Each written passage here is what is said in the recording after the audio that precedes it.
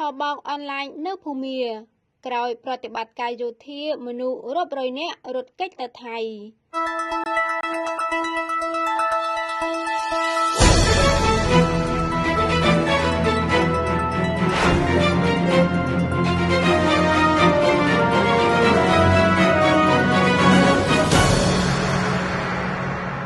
នៅប្រទេសភូមាមានមនុស្សប្រមាណជាង600នាក់បានរត់ឆ្លងព្រំដែនចូលប្រទេសថៃនៅថ្ងៃប្រហ័សទី23តុលា2025បន្ទាប់ពីយោធាបានបើកប្រតិបត្តិការបំបែកទីតាំងឆបោកអនឡាញដ៏ធំបំផុតមួយនៅភូមានេះបើតាមការបញ្ជាក់របស់អ្នកទទួលខុសត្រូវខេត្តជាប់ព្រំដែនក្នុងប្រទេសថៃជាសរុបមានមនុស្ស677នាក់បានកិច្ចខ្លួនចេញផុតពីទីតាំងឆបោកអនឡាញ KK Park ហើយរត់ឆ្លងស្ទឹងមកដល់ទឹកដីថៃគិតត្រឹមព្រឹកថ្ងៃប្រហ័សទី23តុលានេះបើតាមសេចក្តីថ្លែងការណ៍របស់លោកអភិបាលរងខេត្តតាកថៃដែលស្ថិតនៅជាប់ព្រំដែនជាមួយភូមាដោយលម្អិតថាជនស្រីប្រុសទាំងអស់នោះមានសញ្ជាតិផ្សេងៗគ្នាក្នុងចំណោមនោះជាង20នាក់ជាជនជាតិឥណ្ឌូនេស៊ីប៉ូលីសនិងកងប្រតិបត្តិការយោធាថៃនឹងផ្ដល់ជំនួយក្នុងក្របខ័ណ្ឌមនុស្សធម៌រួចទៅចាត់ចែងត្រួតពិនិត្យអង្កេតពួកគេបើតាមប្រភពថៃដដែលចរន្តរត់ចេញពីទីតាំងឆបោកអនឡាញមកថៃនឹងបន្តមានទៀតព្រោះក្រោមសម្ពាធអាជ្ញាធរភូមាបានចាប់ផ្ដើមបើកប្រតិបត្តិការយោធាកម្ចាត់ទីតាំងអនឡាញរបបសឹកបានចុះទៅរំអូសដល់ទីតាំងឆបោកអនឡាញ KK Park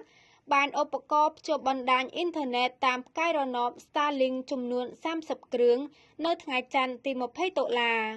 តែមិនដល់ពាក់កណ្ដាលនៃចំនួនឧបករណ៍សរុបប្រើក្នុងទីតាំងមួយនេះទេទីតាំង KK Park មានបំពាក់ឧបករណ៍សម្រាប់ភ្ជាប់ទៅបណ្ដាញផ្កាយរណប Starlink ដល់ទៅជិត80គ្រឿងនៅលើដំបូលអគារដែលគេអាចមើលឃើញយ៉ាងច្បាស់ចំណែកក្រុមហ៊ុនអាមេរិក SpaceX ដែលជាម្ចាស់បណ្ដាញ Starlink ទើបបានប្រកាសនៅថ្ងៃពុធទី22តុលាផ្ដាច់មិនឲ្យដំណើរការឧបករណ៍ភ្ជាប់អ៊ីនធឺណិតចំនួនជាង2500គ្រឿងនៅប្រទេសភូមា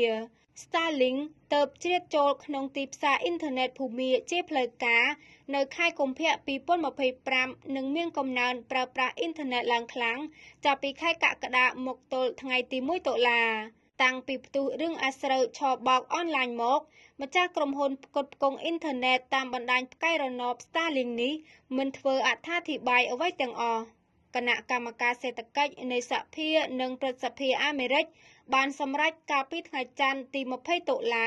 បើកអង្កេតហើយពាក់ព័ន្ធនឹងវត្តមាន Starlink ក្នុងទីតាំងឆបោកអនឡាញនៅភូមាឧស្សាហកម្មឆបោកអនឡាញបើតាមអង្គការសហប្រជាជាតិរកចំណូលបានប្រមាណ37,000លានដុល្លារក្នុងមួយឆ្នាំ